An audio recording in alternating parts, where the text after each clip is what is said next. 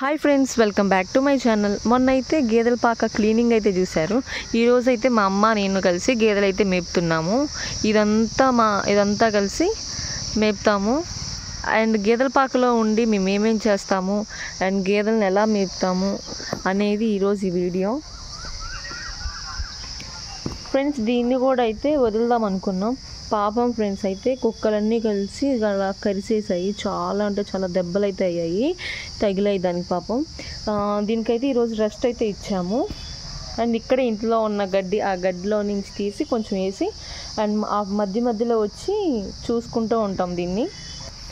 ఇలా దెబ్బలు తగిలిన వాటిని మాత్రం మేమైతే తీసుకెళ్ళము, ఇట్లా పాకలోనే ఉంచుతాము. దెబ్బలు తగిలినా కానీ లేకపోతే డెలివరీ అయిన గేదెలు ఉంటాయి కదా, వాటిని అయితే పాకలోనే ఉంచేస్తాము.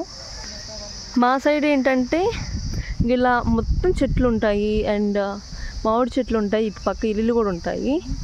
ఇళ్ళ మధ్యలో గేదెలు మేపుతాం మేము. ఇక్కడ ఇలా చూడండి ఎంత గ్రీనరీగా ఉంది. నాకైతే ఇది ప్లే గ్రౌండ్ లాగా గుర్తొస్తుంది ఇది చూస్తుంటే. మా అమ్మ అయితే పల్లెటూరులో అయితే ఇలా చక్కగా పచ్చగా ఉంటుంది. అసలు ఎంత వాతావరణం అయితే ఎంత బాగుంటుంది అసలు.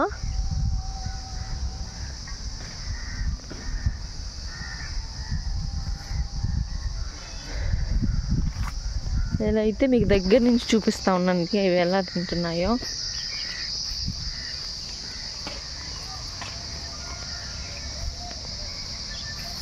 ఇదిగోండి, ఈరోజు అయినా ప్రతిరోజు కన్నా ఈరోజు క్లైమేట్ కూడా చాలా బాగుంది. చల్లటి గాలి వస్తుంది.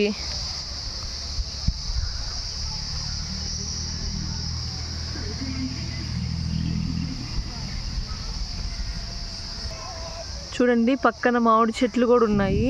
కాయలు అయితే చాలా అంటే చాలా పెద్దగా ఉన్నాయి. నాకైతే బాగా నచ్చింది. ఇదిగోండి, ఇక్కడ ఫ్లవర్స్ చూడండి. ఈరోజు క్లైమేట్ అయితే చాలా బాగుంది. వీటితో అయితే మేము చిన్నప్పుడైతే ఇట్లా కోసుకొని చిన్నప్పుడు ఆడుకునే వాళ్ళం. వీటికి వచ్చే కాయలు కొంతమంది తినేవాళ్ళు. మరి మీ చిన్నప్పుడు తింటారో లేదో అనేది నాకు కామెంట్లో చెప్పండి.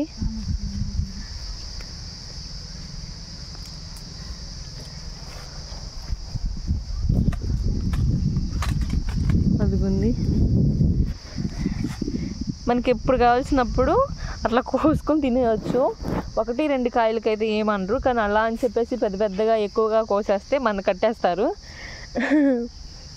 ఇట్లయితే కోసుకున్నాము. అయినా మనం అది తప్పు కదండి, అలా చేయకూడదు. బట్ మామూలుగా చెప్తున్నాను. మీకైతే ఎలా ఉంది, మీకు ఎలా అనిపిస్తుంది? నాకైతే ఇక్కడ ఉండటం అయితే చాలా టైం స్పెండ్ చేయడం అయితే నాకు చాలా ఇష్టం.